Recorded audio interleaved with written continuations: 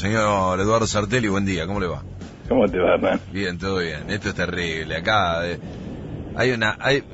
problema es que hay muchos blanditos acá. Se hacen los duros, pero hay muchos blanditos. Depende de quién lo pide, ¿viste? Consigue cualquier cosa. Así no vamos. Así se degenera el socialismo, Sí, Eduardo. una cosa de loco. Así ni siquiera llegamos. Mirá que venimos remando te digo, difícil es la historia, ¿ah? Acá nos dicen de todo, semana tras semana. A vos te llegan todos los laureles, pero acá nos dicen, pero tómatela, ¿qué me venís con esa? Bueno, para eso están ustedes. Sí, claro. Nosotros tenemos que hacer el puente, trazar el puente. Escudo protector. ¿Cómo te va, Eduardo? Bien, pibe, ¿cómo estás? ¿Todo en orden? Sí. Bueno, vamos a meternos en el orden del día, ¿no? O el desorden del día, si uno toma como referencia la situación de deuda. Sí. La idea de hoy es hablar un poco del socialismo y la deuda. ¿Qué situación esa, Y sí, primero porque, digamos, es un punto que merece ser aclarado no solo para las huestes de la izquierda, sino para el conjunto de la población. Hay un punto en el cual, digamos, la coyuntura ordena la temática, es decir, estamos al borde de que se oficialice el pago a los holdouts y que se termine con una situación de default heredada del gobierno de Néstor. Esa situación espera el gobierno actual y sus aliados, cada vez una tropa más importante, va a dar pie a un retorno de la Argentina a los mercados mundiales. Esa es la forma eufemística de decir vamos a volver a endeudarnos a troche y moche. Ya en algún momento hablamos, incluso años anteriores, del cálculo de Javier González Fraga, que ha terminado siendo el ministro de Economía, porque recuerdo haber charlado con él a propósito de invitaciones a la cátedra, recuerdo haber charlado con él por qué quería ser ministro de Economía de un futuro gobierno. En su momento él jugaba para el radicalismo, de un futuro gobierno, habida cuenta de que estaba describiendo en la charla que teníamos un panorama bastante apocalíptico. Y él mencionaba que esto se solucionaba fácil, endeudándose a razón de 20.000 millones de dólares por año, por 5 años. O sea que poner en caja las cuentas y ordenar más o menos la Argentina, salía eso, 100.000 millones. Uno escucha eso y cuando cae en la cuenta de lo que eso significa, lo primero que dice, pero entonces estamos en un país quebrado.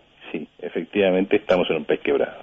De hecho, incluso otros voceros, como, si no recuerdo mal, José Luis Espert o algunos otros de ese arco político, habían subido incluso la apuesta, estaban hablando de 35.000 millones, con lo cual ya eso se estira a 150.000 en 5 años. La cifra es espeluznante, por supuesto, porque se hace sumar gigantesco endeudamiento que medido hoy en dólares más o menos equivale a todo el PBI de Argentina, o sea, unos 300.000 millones de dólares, teniendo en cuenta que el PBI argentino es una magnitud, digamos, sospechosa y flotante, porque todo depende a cuánto pongamos el dólar. El hecho de que el gobierno tenga que intervenir para bajar el dólar, está diciéndonos que el dólar todavía está bajo, algo que cualquiera que se paraba en un cartel que decía o Brasil comienza aquí, o sea, al borde de la frontera uruguayo-brasileña, y veía pasar autos de argentinos y argentinos para Brasil, se daba cuenta de que efectivamente el dólar está barato, incluso a 15 pesos. Esto significa que la deuda crece en relación al monto del PBI, o dicho de otra manera, cada vez le cuesta más a los argentinos pagar la deuda, y le va a costar más porque lo que iniciamos ahora es un proceso acelerado de endeudamiento generalizado. Ya Macri lo dijo incluso, y este es el temor de todos los gobernadores e intendentes importantes del signo político que sea: o hay deuda o hay ajuste y otra recesión. Incluso se habló de hiperinflación, palabra de la cual hace rato que no se hablaba en la Argentina. Entonces, en este escenario, la izquierda argentina, incluso el kirchnerismo, ha salido a amenazar con movilizarse, manifestarse, etcétera, etcétera, contra el no pago de los buitres. Dejemos de lado el kirchnerismo y no volvamos sobre la crítica que ya hemos hecho al resto de la izquierda del FIT de que este seguidismo al kirchnerismo va a terminar construyendo al kirchnerismo como efectivamente un partido y no como un conjunto de exfuncionarios al retroceso.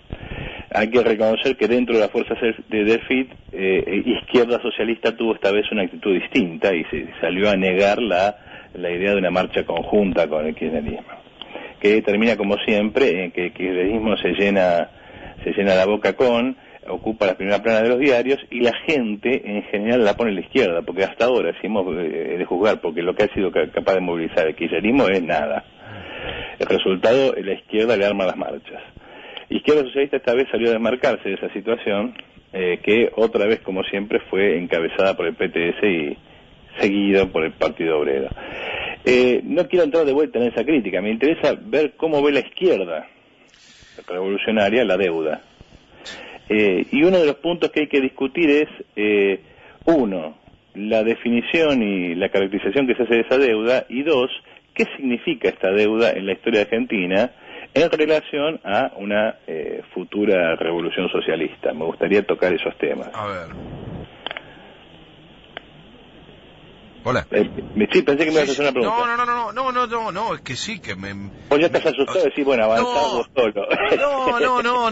No estoy asustado. Es que, a ver, digamos, no cabe ninguna duda que uno, cada vez que escucha a un referente de izquierda hacer mención o analizar lo que pasa con la deuda, realmente tiene una definición tan tajante que se hace casi, a ver, como utópica, ¿sí? Si bien nosotros hemos hablado hace muy poquito tiempo con Alejandro Olmos Gaona, que tiene en su recorrido toda una investigación con fallo de la justicia, su padre en realidad, y él después tiene la acción práctica de eso, rediscutiendo la deuda de Ecuador. Ahora, ya llega un momento que uno escucha a algunos referentes de izquierda y bueno, así como vos hacías mención, ya parece que no es ni siquiera un tema para discutir con ellos, porque no hay ninguna salida más que no hay que rechazar toda la deuda, nos quedamos ahí, chau, plantamos bandera y otra cosa. Así que lo que expreses va a ser al menos para tomar en cuenta.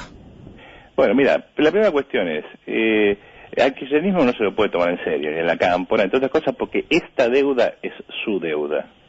Ellos la reconocieron como tal, la renegociaron, eligieron el lugar donde había que ir a discutir si teníamos algún problema, es decir, eligieron la jurisdicción del imperio, finalmente quien eligió que esto se discute en los fueros de Nueva York fue Néstor, y ellos no solamente hicieron todo esto, la reconocieron, pusieron como sede de disputa, o sea, como juez a la parte enemiga, sino que además después, con el asunto de los holdouts, terminaron regalándole una parva de millonada de dólares simplemente por no querer pagar a tiempo algo que tarde o temprano había que pagar en función de la lógica que ellos mismos se habían impuesto. Es decir, parados desde el punto de vista del kirchnerismo, no había ninguna razón para que no pagaran esto, teniendo en cuenta que ya le habían pagado a todo el mundo. Si hay algo que caracterizó al gobierno de Néstor es pagar. Néstor fue un pagador serial. De manera tal de que toda esta payasada con los holdouts le ha costado mucha miseria a la Argentina, le ha costado el corralito, le ha costado una inflación reprimida enorme, le ha costado buena parte de lo que estamos viendo destaparse ahora. Y todo por una payasada política de esa señora que decía ser una gran estadista y en realidad chocó la calecita que le dieron. Por lo tanto, con el kirchnerismo no tiene mucho sentido hablar. Sobre todo porque buena parte del kirchnerismo ya está votando el pago que va a hacer Macri. Es interesante volver sobre el punto de la izquierda en este punto. ¿Qué presupone en la izquierda que es la deuda? La izquierda no presupone la deuda como un problema de clase y no presupone la deuda como o dentro de la lucha socialista. La izquierda se para desde un punto de vista estrictamente liberal. Y lo único que cuestiona es si la deuda es ilegítima o ilegal. Lo que significa que, en principio, si se descubriera que la deuda no es ilegítima, elemento que, digamos, podría discutirse seriamente en la medida que ya hay 4 o 5 gobiernos constitucionales que la han refrendado, dicho de otra manera, que la sociedad argentina ha votado varias veces a favor de pagar la deuda. Exactamente. Digo, por eso algunas veces hacíamos una referencia, que es importante reconocer que hubo un fallo de la justicia argentina, pero desde ese fallo para acá hubieron al menos 4 gobiernos, si uno cuenta el de Rodríguez Sá, que fue el que declaró el default, 4 gobiernos que la aceptaron. Digo, Rodríguez Sá, Néstor Kirchner, Cristina Kirchner y ahora Mauricio Macri. Claro, porque vos podrías y hasta Dualde, con justicia decir, bueno, tal vez el gobierno de Alfonsín hubiera tenido derecho a repudiar la deuda. Y sí. Pero la gente votó después a Menem, y lo votó 2 veces, que hizo cualquier cosa menos repudiar eso. Por otra parte, después votó a De la Rúa, que hizo cualquier cosa menos repudiar eso. Y después votó a Néstor, que no solo no repudió, sino pagó. No, bueno, pero a lo que voy es, con el fallo en el 2001, la alianza, Rodríguez Sá, Dualde, Néstor, Cristina y ahora Macri, no le dieron la menor importancia a un fallo de la justicia argentina. Ahora todos dicen, no, hay que honrar los fallos de la justicia de los Estados Unidos. Pero digo, hubieron fallos argentinos a los que no le prestaron atención tampoco. No solamente eso, sino que después hay deuda contraída durante esos gobiernos, que no caen dentro de ese fallo. Claro. Y no solamente eso, sino que después hay deuda nueva después del default y después de la renegociación. No solamente eso, sino que acaba la sociedad argentina de votar a 3 candidatos por el total de un 97%, que han dicho sistemáticamente hay que arreglar con los fondos buitre, es decir, hay que pagar. Entonces, la idea del llamado a un referéndum, tanto por el kirchnerismo, que es puramente oportunista, como la idea del llamado a referéndum por la izquierda, es que por lo menos, digamos, ridícula, y además es hasta irresponsable, porque finalmente Macri va a ganar, porque la masa de la población votó eso, y va a ver legitimada toda su política. La que sea correcta o incorrecta no importa, va a obtener un éxito político notable. Entonces, finalmente, en vez de combatirlo a Macri, lo apoyamos. Que esas estupideces las haga el kirchnerismo, en su afán de agarrarse de alguna rama en medio de su caída, vaya y pase, pero que la izquierda revolucionaria haga eso. Ahora, más allá de esta coyuntura hay una cuestión objetiva, y esa cuestión objetiva es, el problema de la deuda no es ni que es ilegal, ni que es ilegítima. Se puede probar perfectamente que es legítima y se puede probar perfectamente que es legal. Y seguramente se puede encontrar que una parte de la deuda es ilegítima y una parte de la deuda es ilegal. Pero estamos discutiendo chiquitaje. Porque el problema de la deuda es que es inútil. Dicho de otra manera, el problema de la deuda argentina es que esconde sistemáticamente una realidad que la Argentina se encuentra cada 7 o 10 años cuando entra en una crisis devastadora, a saber que la Argentina es un país históricamente quebrado y que solo consigue patear la pelota adelante endeudándose a través de los incrementos de los términos de intercambio, es decir, el último ciclo de la renta de la soja, o bien, o incluso, o haciendo que la población esté cada vez peor y viva cada vez peor, es decir, los argentinos se empobrecen cada vez más. Entonces, la deuda viene a encubrir esa situación. Y si Macri efectivamente logra endeudarse a razón de 20 o 30 mil millones de dólares por año, la Argentina va a vivir otra fiesta durante unos cuantos años. Como bien dijo Cristina, va a gobernar 12 años.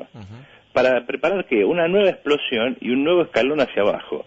Entonces el problema de la izquierda es que en vez de agitar desde un punto de vista socialista, es decir, mostrando que este problema es en realidad la expresión de un problema mayor que no tiene solución dentro de la sociedad capitalista, y que por eso, precisamente porque la Argentina necesita endeudarse a troche y moche para mantener a una clase social parásita, que como burguesía es completamente inútil y no puede llevar a la Argentina a ningún lado desde hace por lo menos 70 años, en vez de hacer esa agitación, se para en un lugar jurídico y legal propio del liberalismo.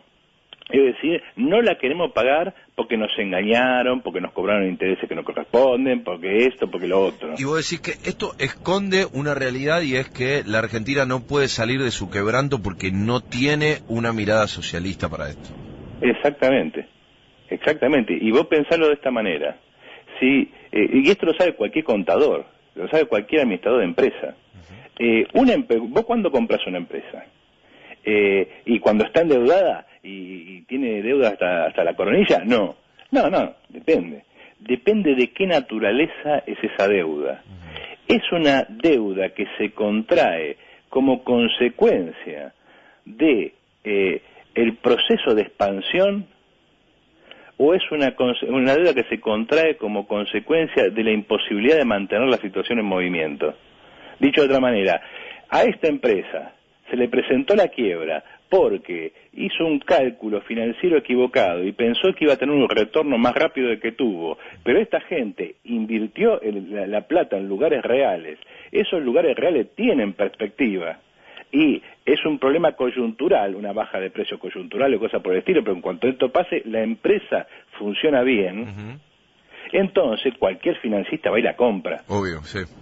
¿Entendés? ¿Por qué? Porque vos tenés un auto que funciona y el hecho de que se haya acabado momentáneamente la nafta no significa nada. Sí. Pero cuando vos tenés un auto que no tiene motor, vos no lo comprás, porque equivale a que no compraste nada. La Argentina es un auto sin motor. Es un auto que bajo las relaciones capitalistas no funciona y estalla cada 7 o 10 años. Y por lo tanto, seguir endeudándose no está mal por pedir deuda. A ver, un Estado socialista perfectamente podría endeudarse. Hasta Lenin lo hizo. Y si no lo hizo más, porque no le dieron pelota. Porque nadie le quería prestar. Un Estado socialista perfectamente puede hacer esto. ¿De dónde está dicho que no podés endeudarte? Y de hecho, países que son extremadamente productivos tienen deuda y toman deuda todo el tiempo. Y empresas que son extremadamente productivas toman deuda todo el tiempo. Porque la deuda es una forma de adelantar la acumulación, siempre y cuando vos tengas una capacidad de acumulación. Si vos no tenés ninguna capacidad de acumulación, la deuda se vuelve una cadena que te oprime cada vez más, pero no por la deuda en sí, sino porque vos sos un inútil, porque vos no sos capaz de producir. Y el problema de la Argentina es que en términos de acumulación de capital, es un capital inútil. Y por lo tanto, permitir el endeudamiento es permitir el incremento de la miseria, el incremento de la explotación, el incremento de la dependencia, el incremento de todo lo que va llevando a la Argentina a su desaparición. Recordemos cuando hablábamos de Dios a la Argentina. Entonces, en vez de salir a decir esto, a explicarle a la población, no que no hay que endeudarse, sino que no hay que votar a Macri ni a los gobiernos burgueses, sino que hay que pensar en otra Argentina posible, que hay que pensar en una Argentina donde la propiedad privada no ocupe el lugar que ocupa aquí, y que podamos armar a partir de un Estado de otro contenido de clase, de un Estado obrero, una sociedad económicamente eficiente. Si vos no sabés aplicar esto, no salís del kirchnerismo, no salís del peronismo, no salís de la queja del burgués. Y ese es el problema de la Argentina y de la izquierda argentina, que no salimos de la queja del burgués. Finalmente, el problema de la izquierda es como dicen los brasileños del tango, o lamento do cornudo. Es decir, cuando la percanta se te fue y te amuró, en vez de pensar que tal vez necesitas pararte de manera distinta frente a los afectos humanos y que necesitas una revolución de tus afectos para entender por qué te pasan esas cosas y no repetirlas, vos te quedás llorando esperando que vuelva. Y si la mina es como tendría que ser una mina inteligente, no va a volver por una razón sencilla. Nadie apuesta su vida a un fracasado que es incapaz de reflexionar sobre sí mismo. Y el problema de la sociedad argentina es esta, animarse a reflexionar sobre sí mismo. Ya tenemos muchas experiencias de haber hecho esto. El problema es que cuando el psicólogo que tendría que ayudarte en realidad se sienta a llorar con vos, o sea, a la izquierda, estamos muy perdidos. Me levantaste el ánimo. Me espero un día exitoso y una semana brillante.